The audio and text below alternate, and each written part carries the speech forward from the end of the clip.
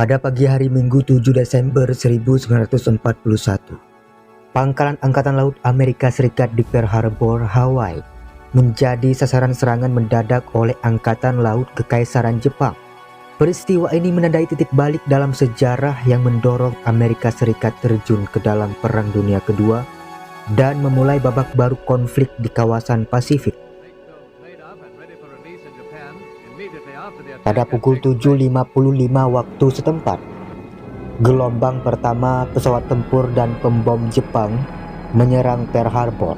Lebih dari 350 pesawat Jepang termasuk pembom torpedo dan pesawat pembom tukik menyerang kapal perang, kapal perusak, dan fasilitas militer di pangkalan tersebut.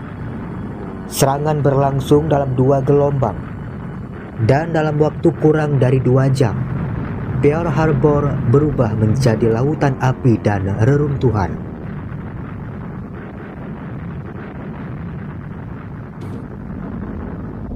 Di antara kapal yang tenggelam, USS Arizona mengalami kerusakan paling parah setelah terkena bom yang menembus majalah amunisinya, menyebabkan ledakan besar yang menewaskan lebih dari 1.100 awak di dalamnya. Kapal perang lainnya seperti USS Oklahoma juga terbalik setelah dihantam beberapa torpedo. Secara keseluruhan, 8 kapal perang, beberapa kapal perusak dan kapal penjelajah mengalami kerusakan atau hancur. Serangan Pearl Harbor menewaskan lebih dari 2.400 personel militer dan warga sipil Amerika, serta melukai sekitar 1.000 orang lainnya. Selain itu, lebih dari 180 pesawat militer Amerika hancur atau rusak, sebagian besar saat masih berada di darat. Di sisi Jepang, kerugian jauh lebih sedikit dengan hanya 29 pesawat dan 64 personel yang hilang. Keesokan harinya, pada 8 Desember 1941, Presiden Amerika Serikat Franklin D. Roosevelt menyampaikan pidato bersejarah di hadapan Kongres, menyebut 7 Desember sebagai a date which will live in infamy, tanggal yang akan hidup dalam kehinaan. Dalam waktu singkat, Kongres menyatakan perang terhadap Jepang. A state of war and the Japanese Empire. Tak lama kemudian, Jerman dan Italia, sekutu Jepang dalam blok poros, menyatakan perang terhadap Amerika Serikat, sehingga negara tersebut secara resmi terlibat dalam Perang Dunia Kedua di 2 front, yaitu di Eropa dan Pasifik. Perang Dunia Kedua pun semakin membara. Kenapa hal ini bisa terjadi? Dan apa penyebab Jepang ingin menghancurkan tatanan dunia saat itu?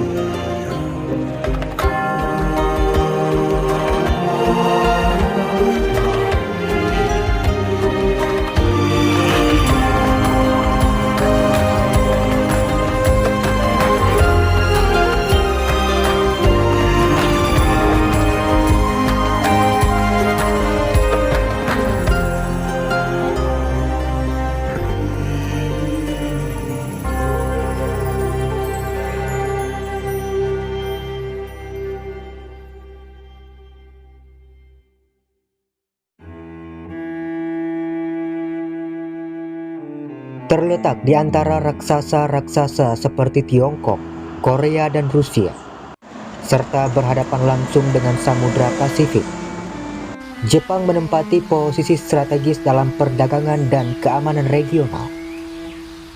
Pelabuhan-pelabuhan seperti Yokohama dan Kobe menjadi pintu gerbang bagi arus barang dari Amerika dan Asia. Disinilah Jepang menemukan kekuatannya di jalur laut yang vital. Posisi geografis Jepang memberikan keunggulan, tapi juga tantangan. Ia selalu berada di persimpangan antara keterbukaan dan isolasi, antara kerjasama dan pertahanan diri. Pada abad ke-19 dunia sedang berubah, ketika kekuatan Barat mulai memperluas pengaruhnya ke Asia. Jepang menghadapi pilihan berat: tetap feodal dan terancam kolonisasi, atau berubah menjadi kekuatan modern? Jawabannya adalah restorasi Meiji. Modernisasi Jepang bukan hanya tentang adopsi teknologi barat, tetapi juga tentang mempertahankan identitas. Sistem pemerintahan, militer, dan pendidikan dirombak dengan cara yang belum pernah terjadi sebelumnya di Asia. Jepang, sebuah bangsa yang pernah tertutup dari dunia luar, dalam waktu kurang dari 80 tahun bangkit menjadi kekuatan ekonomi dan militer di Asia. Namun, di balik transformasi menakjubkan ini, tersimpan ambisi imperialisme yang berakhir dalam bencana global. Tahun 1868 menandai akhir dari 250 tahun kekuasaan Kesogunan Tokugawa. Restorasi Meiji membuka jalan bagi modernisasi besar-besaran. Jepang tidak ingin bernasib seperti Tiongkok atau India yang tunduk pada kekuatan kolonial barat. Restorasi Meiji bukan hanya pergantian kekuasaan, tetapi perubahan struktur sosial dan politik yang radikal. Daimyo dan samurai kehilangan hak istimewa mereka, dan negara berfokus pada sentralisasi serta modernisasi militer. Di bawah pemerintahan Meiji, Jepang bergerak cepat dari ekonomi agraris menjadi negara industri. Pemerintah berperan aktif dalam membangun infrastruktur, perkeretaapian, pelabuhan, dan industri berat. Pemerintah bekerja sama dengan perusahaan-perusahaan Zaibatsu seperti Mitsubishi dan Mitsui untuk mempercepat industrialisasi. Hasilnya, Jepang muncul sebagai salah satu kekuatan ekonomi baru di awal abad ke-20. Seiring dengan berkembangnya kekuatan ekonomi, Jepang mulai mencari sumber daya dan pengaruh di luar negeri. Pada tahun 1894, Jepang berperang melawan Tiongkok, dan kemenangan ini membuka babak baru dalam ambisi imperialistik Jepang. Dalam Perang Rusia-Jepang tahun 1904, Jepang mengejutkan dunia dengan mengalahkan kekuatan Eropa. Ini menegaskan status Jepang sebagai kekuatan militer besar di Asia. Ketika kekuatan ekonomi dan militer Jepang tumbuh, keinginan untuk memperluas pengaruh semakin menguat. Aneksasi Korea pada tahun 1910 dan invasi ke Manchuria pada tahun 1931 adalah langkah awal ekspansi Jepang di Asia. Pada tahun 1910 Jepang resmi mencaplok Korea. Pemerintahan kolonial Jepang terkenal dengan kebijakan represif dan eksploitasi ekonomi. Pemerintahan Jepang melarang penggunaan bahasa Korea dan memberlakukan pendidikan Jepang di sekolah-sekolah. Mereka mengeksploitasi sumber daya alam Korea untuk mendukung industri dan militer Jepang. Pada awal ke-20 Jepang berdiri di persimpangan sejarah.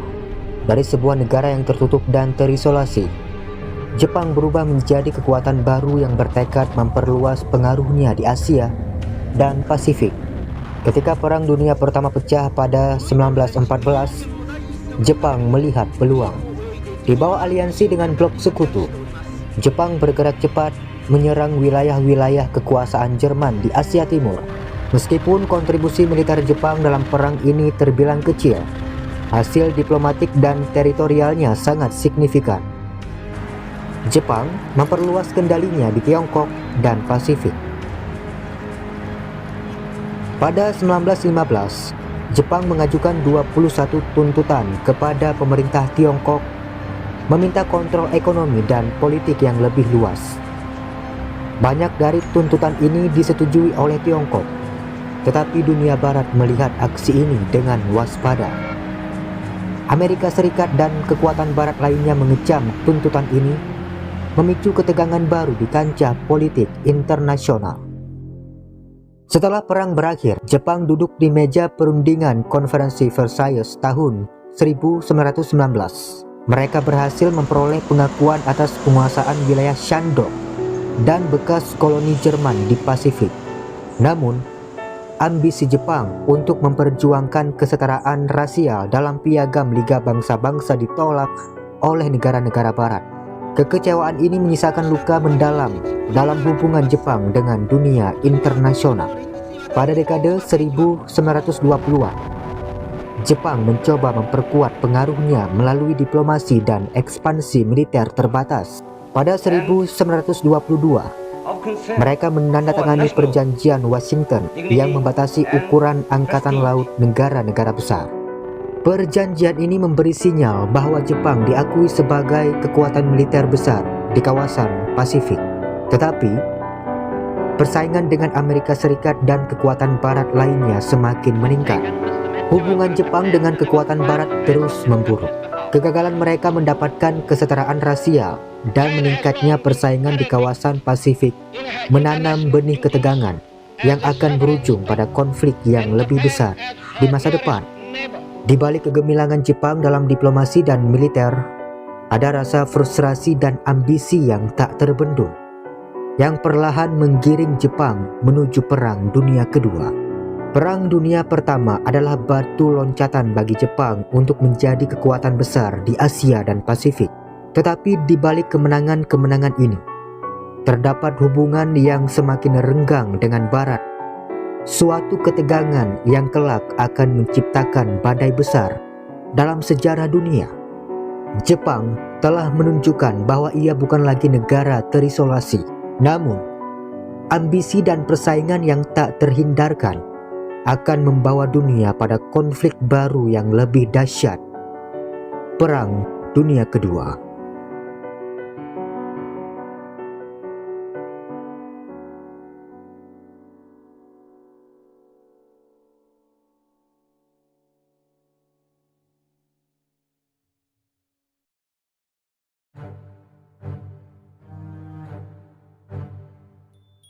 Pada awal abad ke-20, Asia berada di persimpangan sejarah.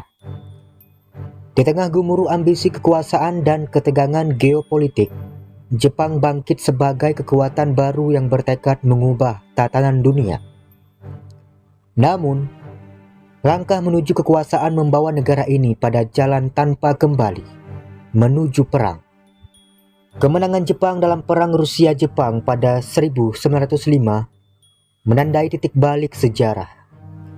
Untuk pertama kalinya, kekuatan Asia berhasil menundukkan kekuatan besar Eropa dan Jepang dipandang sebagai kekuatan baru di timur. Namun, kemenangan ini hanyalah awal dari ambisi lebih besar, dominasi di Asia. Invasi Jepang ke Manchuria pada tahun 1931 membuka babak baru dalam hubungan internasional. Di Washington, kekhawatiran meningkat. Amerika Serikat melihat ekspansionisme Jepang sebagai ancaman bagi stabilitas kawasan. Namun, ketegangan semakin memuncak ketika Amerika Serikat menerapkan embargo minyak dan logam penting, memotong akses sumber daya krusial bagi Jepang. Blokade ekonomi ini membawa Jepang ke ujung tanduk. Di selatan, Inggris memandang ambisi Jepang sebagai ancaman langsung bagi kekuasaan kolonialnya di Malaya dan Singapura. Meskipun tidak terlibat konflik langsung, ketegangan memanas saat Jepang mulai menunjukkan minat pada wilayah kaya sumber daya di Asia Tenggara. Konflik di Tiongkok memperburuk situasi. Perang yang pecah pada 1937 menguras sumber daya Jepang dan membuatnya terperangkap dalam konflik yang tampaknya tak berujung. Namun, Tiongkok tidak menyerah. Di bawah kepemimpinan Chiang Kai-shek, perlawanan terus berlanjut dan Jepang merasa semakin terisolasi secara ekonomi dan diplomatik. Di sisi lain, ketegangan dengan Uni Soviet memuncak pada akhir 1930-an.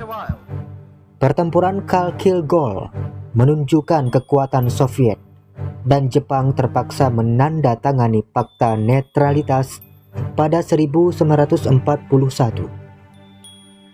Fakta ini memungkinkan Jepang fokus ke selatan mengincar kawasan Asia Pasifik. Dengan akses sumber daya yang diblokir, Jepang merasa harus bertindak cepat. Pemerintah militer memutuskan bahwa satu-satunya jalan keluar adalah memperluas kekuasaannya ke Asia Tenggara, bahkan jika itu berarti perang dengan Amerika Serikat. Pada 7 Desember 1941, Jepang melancarkan serangan mendadak ke Pearl Harbor, menandai awal keterlibatan Amerika Serikat dalam Perang Dunia Kedua. Pada tahun 1939, dunia terjun ke dalam konflik global yang paling mematikan dalam sejarah. Di balik api perang ini, berdiri 3 kekuatan besar: Jepang, Jerman, dan Italia. Bersama mereka membentuk poros, sebuah aliansi yang dibangun atas ambisi kekaisaran, ideologi ekstrim, dan kekecewaan terhadap tatanan dunia. Namun, di balik kesatuan mereka, tersembunyi perbedaan mendalam dalam tujuan dan motivasi. Bagi Kekaisaran Jepang, Perang Dunia Kedua adalah tentang dominasi Asia dan kelangsungan hidup sebagai kekuatan besar. Dengan sumber daya alam yang terbatas, Jepang melihat Asia Timur sebagai ladang baru untuk menambang masa depan mereka. Mereka percaya bahwa Jepang adalah pemimpin Asia. Mereka berjuang untuk mengakhiri penjajahan Barat. Namun di balik jargon pembebasan, Jepang menggantikan kekuasaan kolonial Barat dengan kendali imperialis yang kejam. Dari Tiongkok hingga Asia Tenggara, mereka mencari sumber daya untuk menopang mesin perang yang terus berkembang.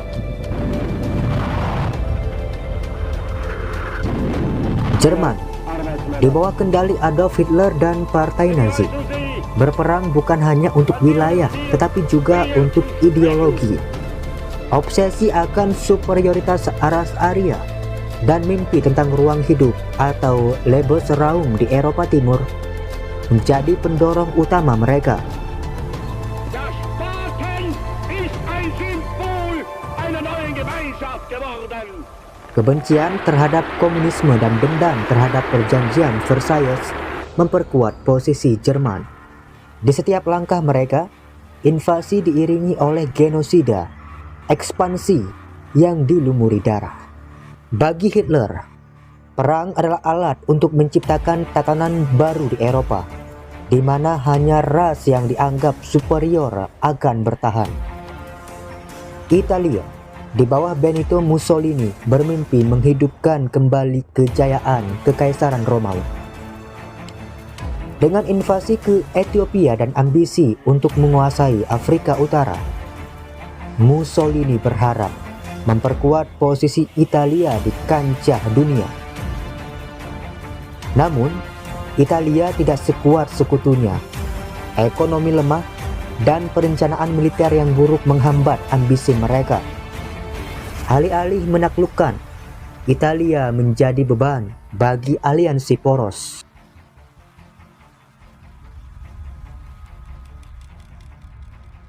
Jepang, Jerman, dan Italia memiliki ambisi bersama, kekuasaan melalui ekspansi. Mereka berbagi semangat militerisme dan memusuhi tatanan internasional yang dipimpin oleh Barat.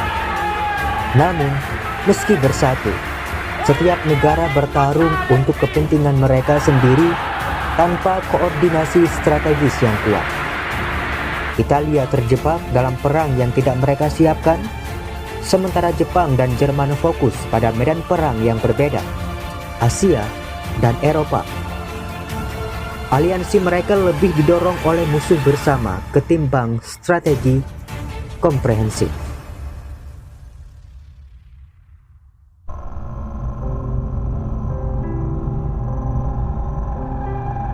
Tahun 1941, Jepang berada di ambang perperangan terbesar dalam sejarah umat manusia. Dengan cita-cita muluk membangun Asia di bawah panji mereka, para pemimpin militer Jepang mengambil alih pemerintahan. Mereka membawa Jepang ke dalam konflik global yang menghancurkan. Militerisme di Jepang tidak muncul begitu saja. Akar-akar ideologi tumbuh sejak restorasi Meiji ketika kekuatan bersenjata mulai mengkonsolidasikan kekuasaan. Pada tahun 1941, faksi-faksi militer berhasil menguasai hampir seluruh aspek pemerintahan. Hideki Tojo, seorang jenderal, diangkat sebagai Perdana Menteri, mengokohkan kendali militer atas kebijakan nasional. Militerisme Jepang sangat erat kaitannya dengan gagasan bahwa perang adalah alat untuk mencapai kebesaran nasional. Kebijakan sipil praktis tidak memiliki ruang lagi dalam pengambilan keputusan penting. Periode awal abad ke-20 menandai babak baru bagi Kekaisaran Jepang. Saat dunia berada di ambang konflik global, Jepang melancarkan kebijakan ekspansionis dengan visi Asia di bawah satu atap. Retorika yang digunakan pemimpin politik dan militer Jepang memberikan justifikasi bagi perang dan dominasi, membawa Asia dan dunia ke dalam salah satu masa tergelap dalam sejarah manusia. Pada 8 Desember 1941, setelah serangan mengejutkan di Pearl Harbor, Perdana Menteri Jepang Hideki Tojo menyampaikan pidato bersejarah.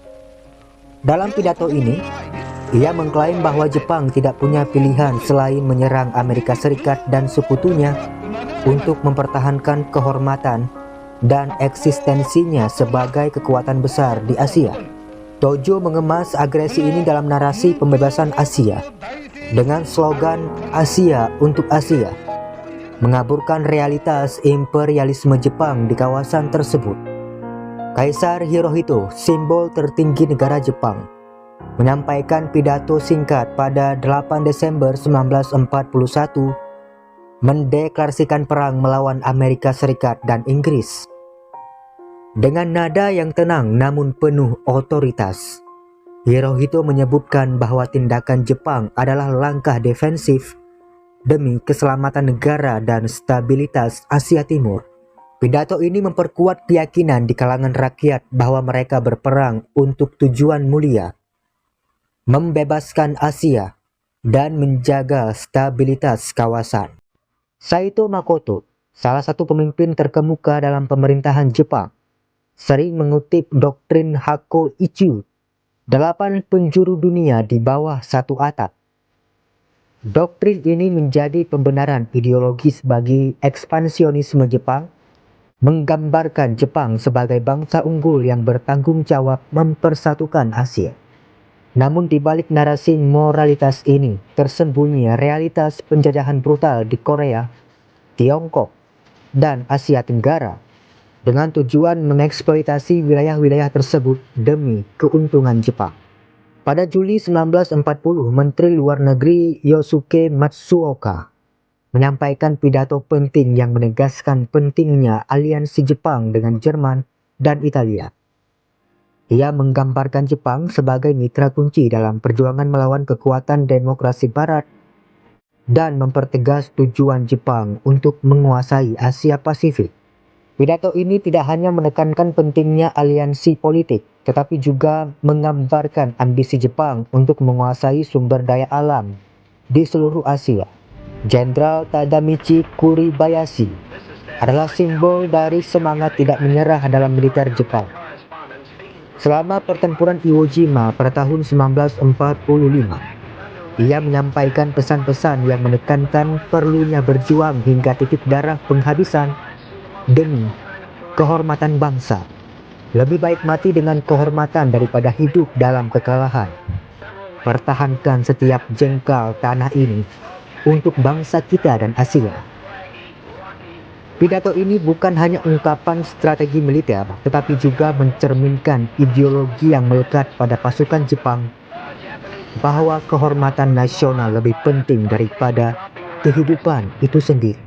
Pidato-pidato ini mengungkapkan pola narasi yang berulang. Klaim tentang pembebasan Asia, pertahanan terhadap ancaman luar, dan keyakinan bahwa Jepang memiliki mandat ilahi untuk memimpin kawasan. Namun, di balik retorika tersebut, terdapat kenyataan penjajahan, kekerasan, dan penderitaan bagi banyak bangsa Asia. Propaganda memainkan peran penting dalam menanamkan nasionalisme dan loyalitas mutlak kepada kaisar melalui pendidikan, media massa, dan budaya populer. Pemerintah Jepang menciptakan narasi bahwa perang adalah misi suci untuk memimpin Asia dan menjaga kehormatan bangsa. Propaganda Jepang menonjolkan ide bahwa berjuang di medan perang adalah tugas mulia. Para prajurit yang gugur dianggap sebagai pahlawan yang melaksanakan kehendak kaisar dan negara. Militerisme tidak hanya mendominasi kebijakan luar negeri tetapi juga mengendalikan ekonomi Jepang. Pabrik-pabrik dialihkan untuk produksi militer, sementara rakyat sipil mengalami kelangkaan bahan pangan dan kesulitan ekonomi yang semakin parah. Seluruh sumber daya negara difokuskan untuk mendukung perang. Akibatnya, rakyat Jepang berada dalam kondisi yang sangat sulit.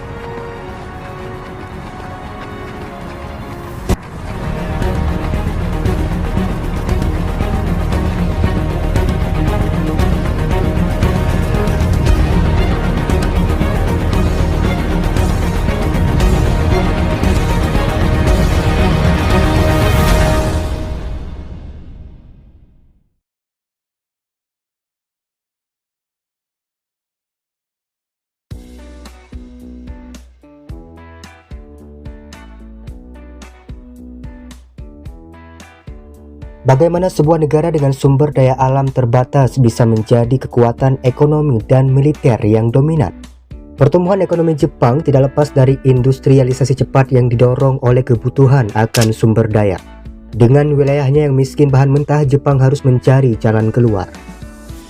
Disinilah teori ekonomi mercantilism memainkan peran penting. Teori mercantilism mengajarkan bahwa kekuatan ekonomi dan kekayaan negara terletak pada penguasaan sumber daya. Jepang melihat ekspansi teritorial sebagai solusi untuk memperoleh biji besi, batu bara, dan minyak yang diperlukan untuk industrialisasi. Selain itu, teori ekonomi imperialism menekankan pentingnya kontrol ekonomi melalui dominasi politik.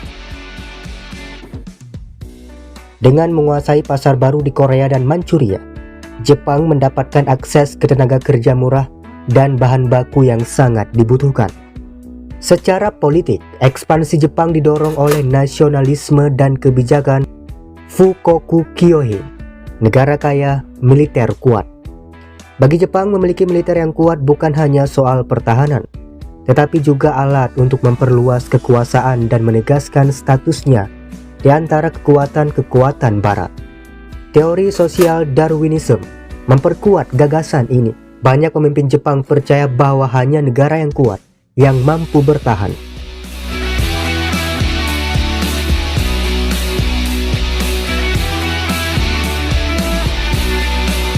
Karena itu, ekspansi dan dominasi dianggap sebagai langkah alami dalam mempertahankan kekuatan dan memastikan kelangsungan hidup bangsa. Setelah kemenangan Jepang dalam Perang Sino-Jepang dan Perang Rusia-Jepang, pengaruh Jepang semakin meluas di Asia Timur. Korea, Manchuria, dan sebagian besar wilayah Tiongkok jatuh di bawah kendali Jepang. Ekspansi ini memberikan akses langsung ke sumber daya alam dan pasar baru. Tenaga kerja murah di wilayah-wilayah jajahan memungkinkan Jepang untuk memproduksi barang dengan biaya rendah dan memperkuat industrinya.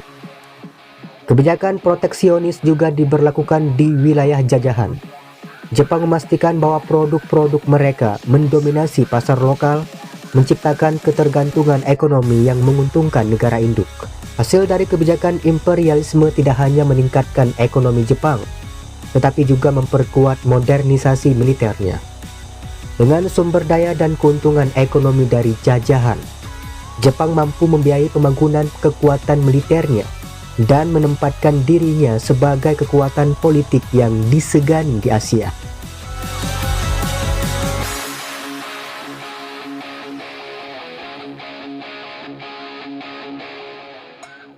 Namun, kekuatan ekonomi ini tidak datang tanpa biaya. Di balik pertumbuhan pesat, terdapat penderitaan rakyat di wilayah-wilayah jajahan yang dieksploitasi demi keuntungan Jepang.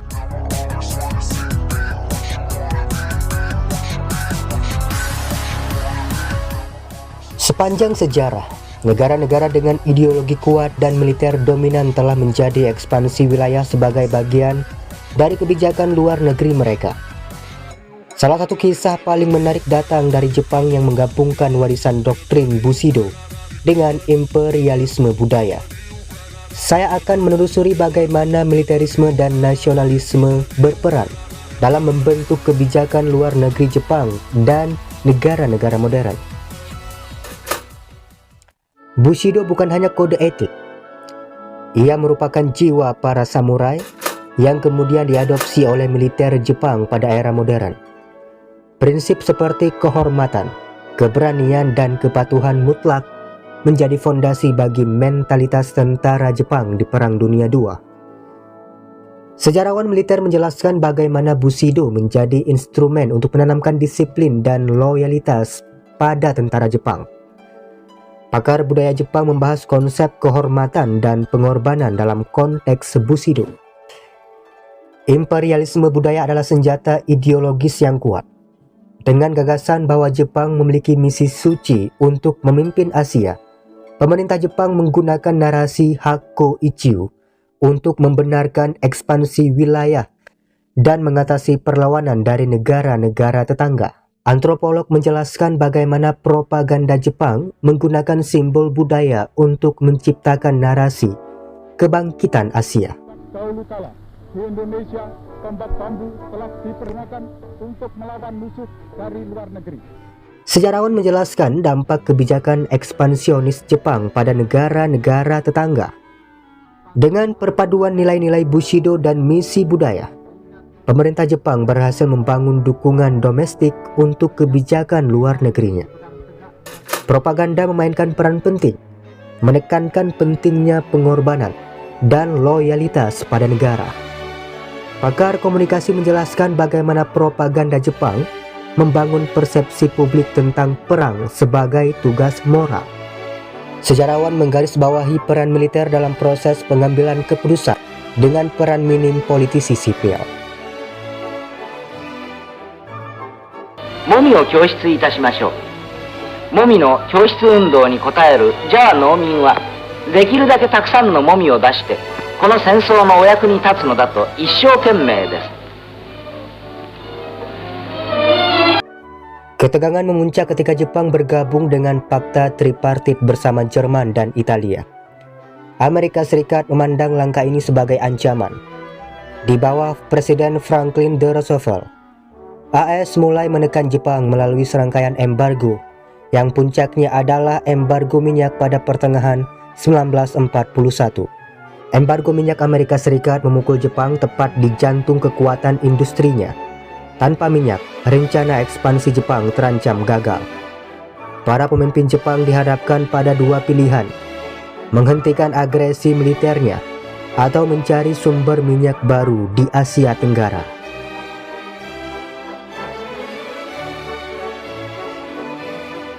Sementara diplomasi antara Jepang dan AS menemui jalan buntu, para pemimpin militer Jepang menyiapkan strategi drastis.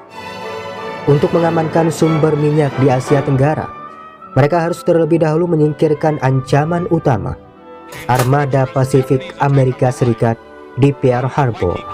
Pearl Harbor dipilih bukan hanya sebagai serangan balasan, tetapi juga sebagai langkah strategis untuk melumpuhkan kekuatan Amerika di Pasifik.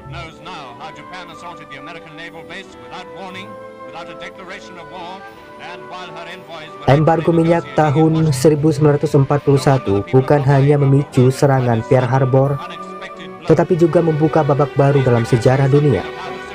Dari konflik ini kita belajar tentang dampak ketergantungan sumber daya dan pentingnya diplomasi untuk menghindari perang. Sejarah mengingat Pearl Harbor sebagai peringatan tentang konsekuensi dari pilihan strategis yang terbatas.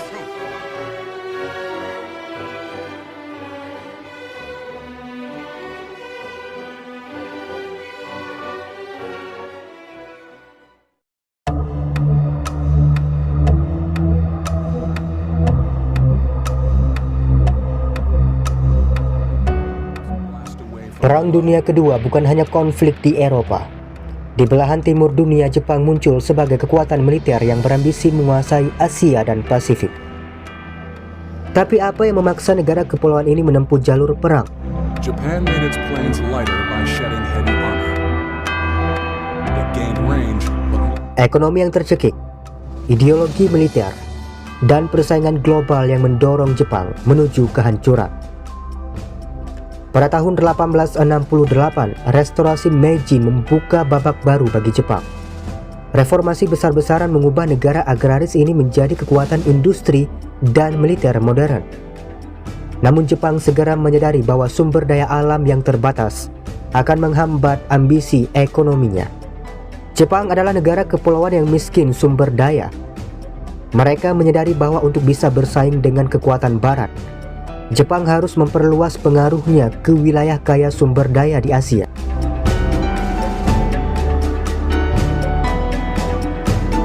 Keinginan Jepang untuk sumber daya alam semakin meningkat. Pada tahun 1931, Jepang menginvasi Manchuria dan mendirikan negara boneka Manchukuo. Pada 1930-an, militer Jepang semakin menguasai kebijakan luar negeri dan domestik. Industrialisasi berorientasi perang dan banyak perusahaan terlibat langsung dalam produksi senjata. Militer mengendalikan sebagian besar keputusan politik dan Jepang melihat Asia Tenggara sebagai sumber potensial untuk minyak dan baja yang sangat dibutuhkan industri mereka.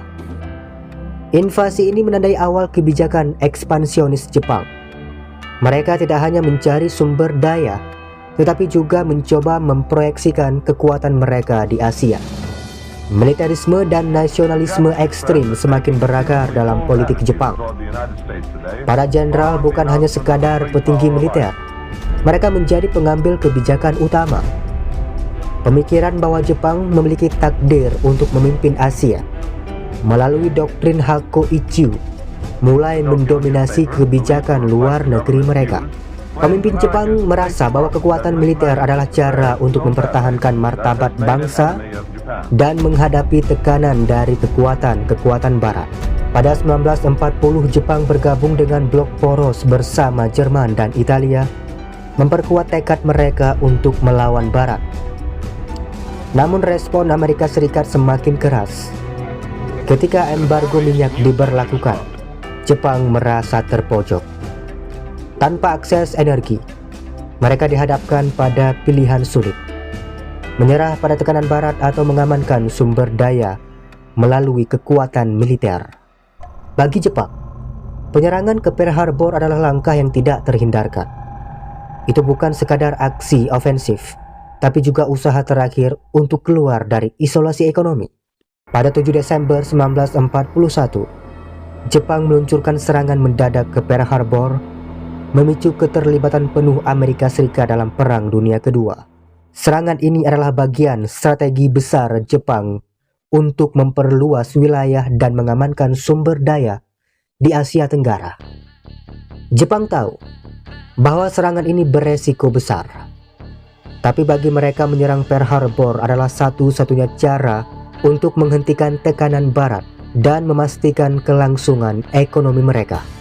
Pada Desember 1941, militer Jepang melancarkan serangan mendadak ke Pearl Harbor, menandai dimulainya Perang Pasifik.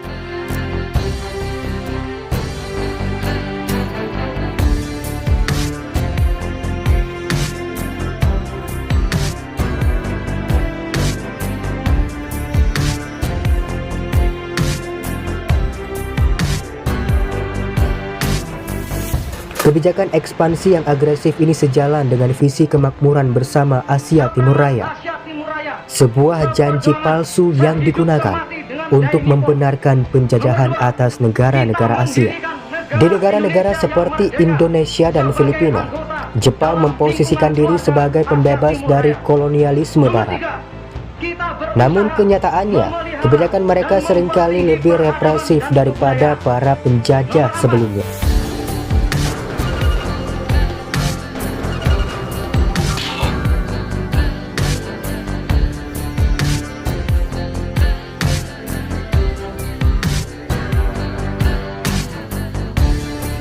Ekspansi Jepang pada akhirnya membawa mereka ke konfrontasi dengan kekuatan Barat. Tahun 1941, Jepang menyerang Pearl Harbor dan Perang Dunia Kedua menjadi kenyataan yang tak terhindarkan. Ambisi besar Jepang membawa mereka pada kehancuran. Pada tahun 1945, kekalahan di medan perang dan serangan bom atom menutup babak ini dalam sejarah Jepang.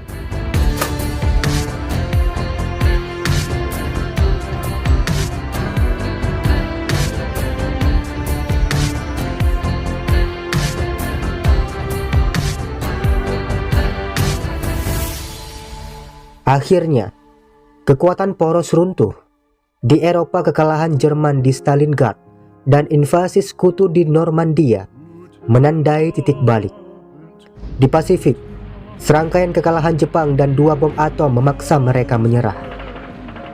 Kekalahan mereka bukan hanya menghancurkan ambisi imperialis, tetapi juga mengubah peta dunia untuk selamanya. Namun, jalan perang membawa kehancuran. Ketika Amerika Serikat menjatuhkan bom atom di Hiroshima dan Nagasaki, Jepang tidak punya pilihan selain menyerah. Keterlibatan Jepang dalam Perang Dunia Kedua pun berakhir dengan kekalahan telak dan meninggalkan bekas luka mendalam bagi bangsa tersebut. Perang ini bukan hanya tentang kekalahan militer, tetapi juga tentang hilangnya kepercayaan diri nasional Jepang. Ini memaksa mereka untuk menata ulang identitas dan peran mereka dalam tatanan global pasca perang.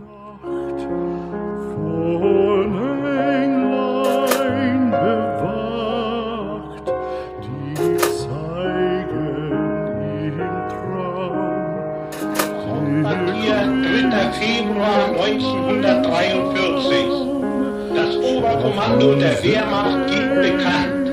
And here, September 2nd, 1945, the solemn ceremony on the deck of the USS Missouri in Tokyo Bay. A mighty warship and a peace to celebrate. The ship was packed with hundreds of sailors transformed into an altar of peace. The Japanese foreign minister signed the instrument of surrender, followed by the Army Chief of Staff.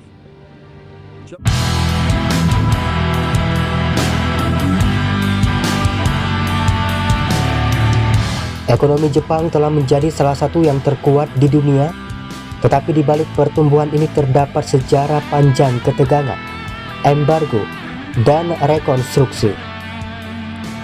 Dari konflik di masa perang hingga kebijakan perdagangan strategis di era modern, hubungan Jepang dengan Barat telah berubah seiring waktu. Ini adalah kisah tentang bagaimana embargo tidak hanya mengubah Jepang, tetapi juga membentuk ekonomi global.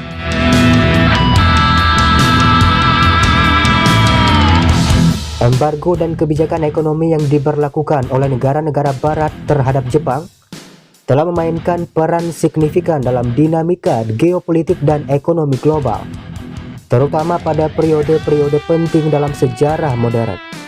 2 momen bersejarah yang menonjol terkait embargo terhadap Jepang adalah pada tahun-tahun menjelang Perang Dunia Kedua dan pasca Perang Dunia Kedua, serta era modern yang terkait dengan hubungan perdagangan internasional. Berikut adalah analisis dari kedua periode ini.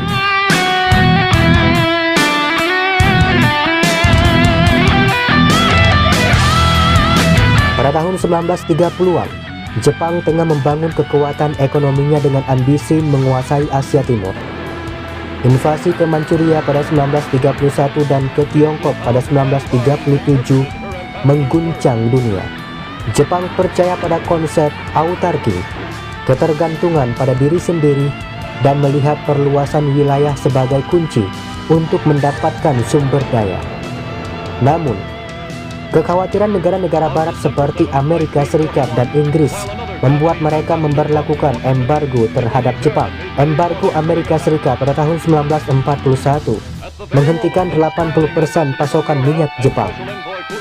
Hal ini mempercepat rencana serangan ke Pearl Harbor sebagai upaya Jepang untuk mengamankan sumber daya di Asia Tenggara. Keputusan untuk menyerang Pearl Harbor adalah tindakan putus asa. Embargo minyak memperlihatkan bagaimana ekonomi dan perang saling berkaitan erat. Jepang merasa tidak punya pilihan selain melancarkan serangan.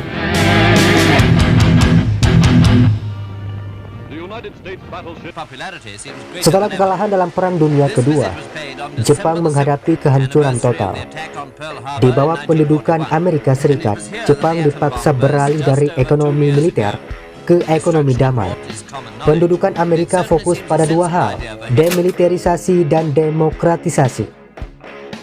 Jepang dilarang mengembangkan industri militer, tetapi dibantu untuk membangun kembali ekonomi sipilnya. Embargo militer tetap diterapkan oleh negara-negara barat untuk memastikan Jepang tetap menjadi negara damai. Di sisi lain, investasi besar-besaran dalam industri sipil mendorong Jepang menjadi raksasa ekonomi dalam beberapa dekade berikutnya.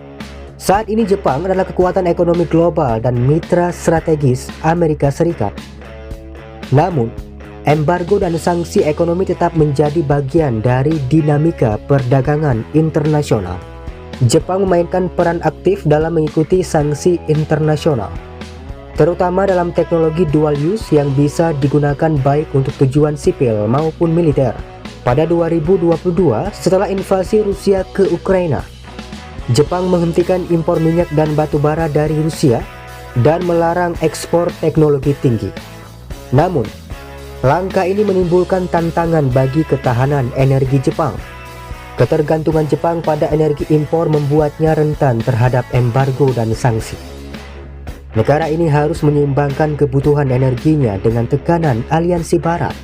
Jepang terus menavigasi hubungan perdagangan yang kompleks di dunia yang penuh ketidakpastian geopolitik.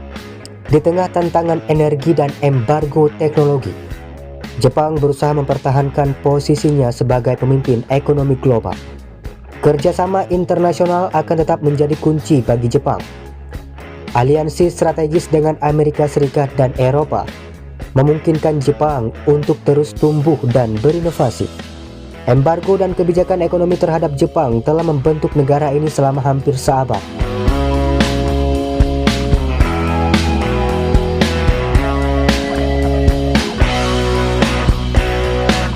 Dari perang hingga perdamaian, dari kehancuran hingga rekonstruksi, Jepang telah menunjukkan ketangguhannya. Di dunia yang terus berubah, Jepang akan terus bergerak maju, beradaptasi dengan tantangan global, dan menciptakan masa depan yang lebih cerah, meskipun masih ada tantangan di hadapan mereka. Krisis populasi.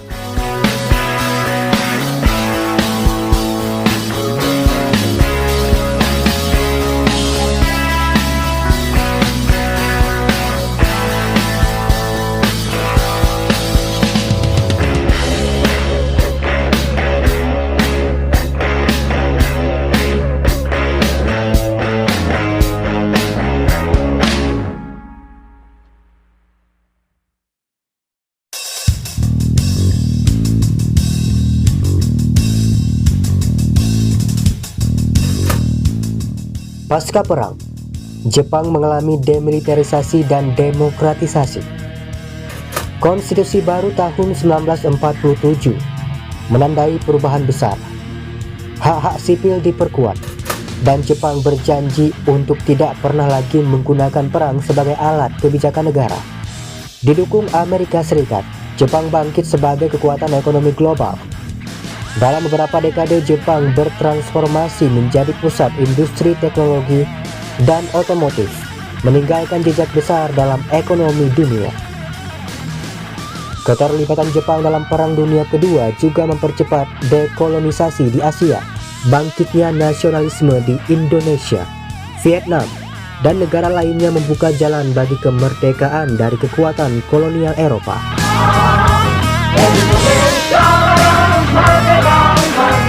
Kekalahan dalam Perang Dunia Kedua membawa Jepang pada titik nadir. Namun, dari reruntuhan perang, Jepang melihat jalan baru, pemulihan ekonomi dan diplomasi damai. Strategi Jepang pasca perang sangat jelas. Fokus pada pembangunan industri dan inovasi teknologi, bukan kekuatan militer. Jepang menjadi contoh dari apa yang disebut soft power, memimpin dunia melalui ekonomi dan budaya, bukan senjata. Dalam beberapa dekade terakhir, Jepang mengukuhkan dirinya sebagai pemimpin ekonomi dan budaya. Dengan soft power, melalui investasi, bantuan luar negeri, dan diplomasi budaya, Jepang membangun hubungan yang kuat dengan Barat, terutama Amerika Serikat. Aliansi dengan Barat, khususnya Amerika Serikat, memberikan stabilitas bagi Jepang di kawasan yang dinamis seperti Asia Timur. Namun, Jepang juga terus berusaha memperbaiki hubungan dengan negara-negara tetangga. Dari restorasi Meiji hingga era globalisasi, Jepang telah melalui perjalanan panjang dalam menghadapi tantangan dari Barat dan menjaga posisinya di Asia.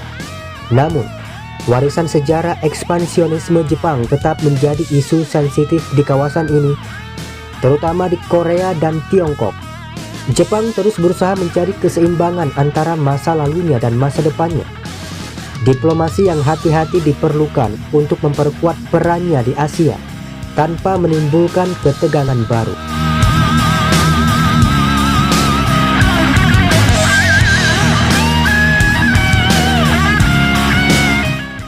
Jepang, di persimpangan masa lalu dan masa depan, terus menjadi kekuatan penting dalam stabilitas dan kemakmuran Asia Timur.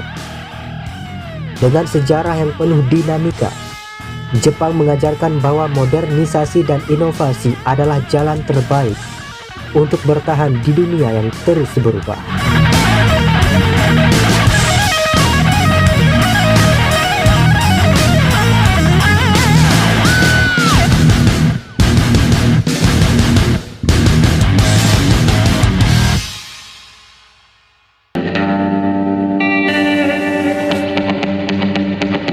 Pada awal abad ke-20, Jepang berdiri di persimpangan sejarah. Sebuah bangsa kepulauan kecil dengan ambisi besar. Dengan cepat, Jepang bertransformasi dari negara feodal menjadi kekuatan industri modern. Namun, di balik kemajuan itu, tersembunyi dorongan kuat menuju ekspansi dan dominasi. Pada tahun 1930-an, ekonomi Jepang mengalami krisis besar. Terbatasnya akses bahan mentah seperti minyak dan karet semakin diperparah oleh embargo yang diterapkan Amerika Serikat dan sekutu-sekutunya. Untuk mempertahankan industrinya, Jepang menoleh ke Asia Tenggara, kawasan kaya sumber daya. Namun, bukan hanya ekonomi yang menjadi alasan. Jepang berambisi menyaingi kekuatan kolonial Barat dan memproklamirkan lingkungan kemakmuran bersama Asia Timur Raya. Di balik janji kemakmuran, tersembunyi motif untuk mengusir kekuatan Barat dan menguasai Asia.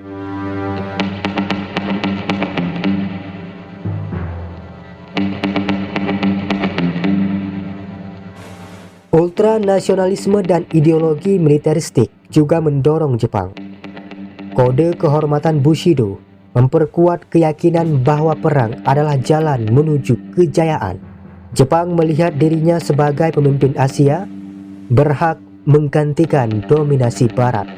Dari kemenangan cepat di Asia Tenggara hingga serangan terhadap Pearl Harbor, Jepang tampak tak terbendung. Namun strategi ini segera berbalik. Perang melawan Amerika Serikat dan sekutu-sekutunya menempatkan Jepang dalam posisi yang semakin terdesak. Titik balik datang di pertempuran Midway di mana Jepang kehilangan kekuatan armada lautnya.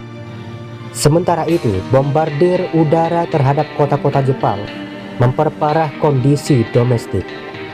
Hingga akhirnya, bom atom di Hiroshima dan Nagasaki memaksa Jepang menyerah tanpa syarat.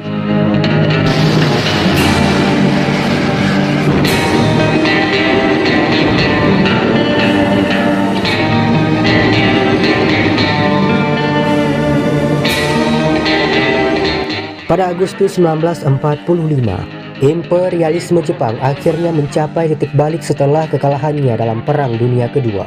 Tetapi jejak dari ekspansionisme ini masih terasa hingga sekarang, dengan dampak politik dan ekonomi yang meninggalkan warisan yang kompleks bagi Asia Timur. Imperialisme Jepang bukan hanya soal keuntungan ekonomi jangka pendek, tetapi juga tentang ambisi politik yang mengubah tatanan dunia. Ini adalah pelajaran tentang bagaimana kekuatan ekonomi dan politik dapat berkolaborasi untuk membentuk sejarah. Dari sebuah negara kecil yang terisolasi hingga menjadi kekuatan besar, Jepang menunjukkan bahwa pertumbuhan ekonomi dan kekuatan politik seringkali datang dengan harga yang mahal. Ini adalah kisah tentang ambisi, dominasi, dan transformasi.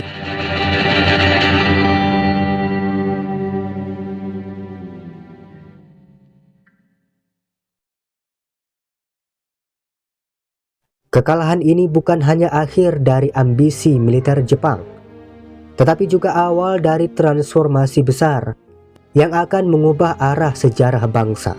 Jepang adalah contoh luar biasa dari sebuah negara yang berubah dari keterisolasian menjadi kekuatan besar dunia hanya dalam beberapa dekade.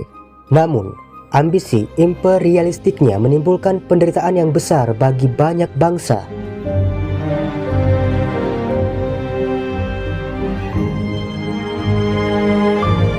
Perang Dunia Kedua mengakhiri era ini, membuka jalan bagi Jepang yang baru, yang fokus pada pembangunan damai.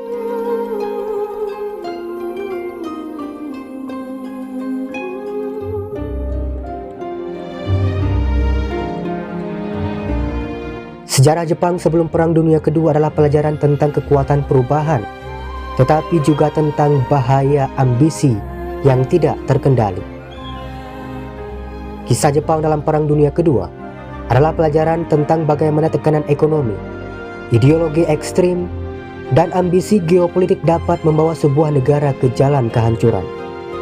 Memahami motif di balik kebijakan ekspansionis Jepang membantu kita melihat bagaimana kekuatan global berinteraksi dan bagaimana kesalahan di masa lalu bisa menjadi peringatan bagi masa depan.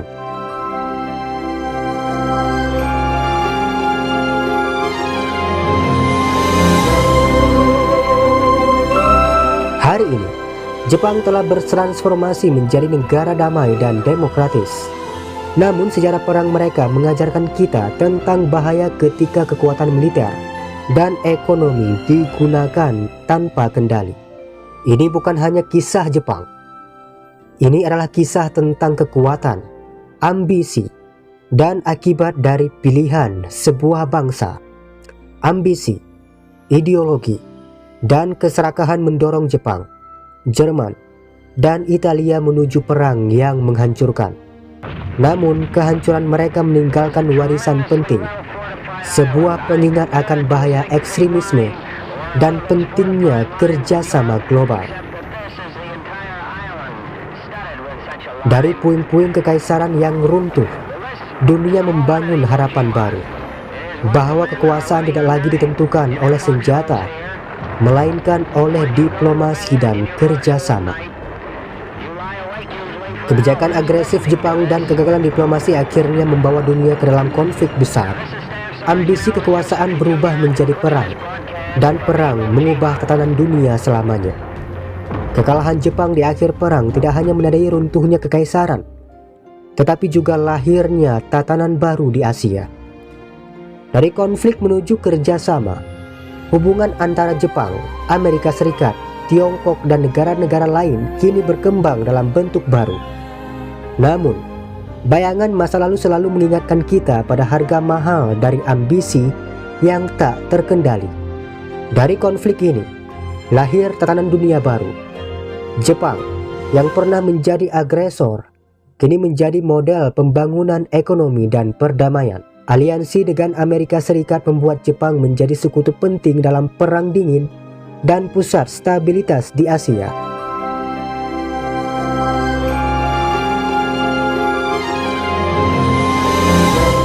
Namun, jejak sejarah ini tetap hidup dalam ingatan global.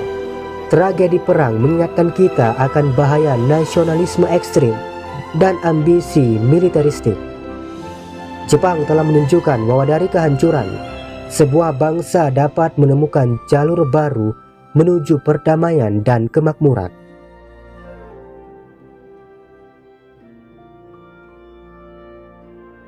Kisah Jepang dalam Perang Dunia Kedua adalah pelajaran bagi generasi mendatang bahwa sejarah, seberapa kelampung, selalu menyediakan ruang bagi rekonsiliasi dan perubahan.